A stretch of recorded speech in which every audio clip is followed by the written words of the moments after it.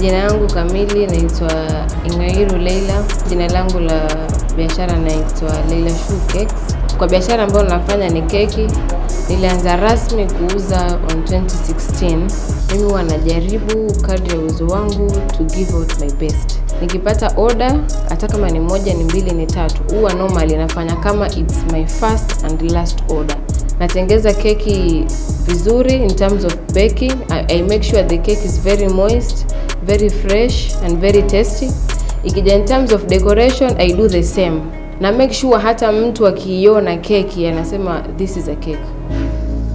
Equity imenisaidia sana kwa sababu apart from wao kufinance in terms of loans, huwa wako na hizo kama classes vile.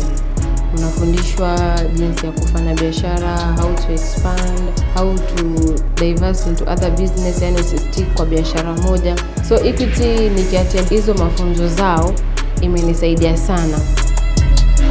Any business ukianza usitarajie ati utasucceed saa hiyo. Lazima ukue very patient na ukue well prepared. Hata kama ni keki, ni kuuza tomato sokoni, ni kuuza nini, lazima kwanza uwe na subra, alafu ukue na bidii ya kufanya hiyo kitu.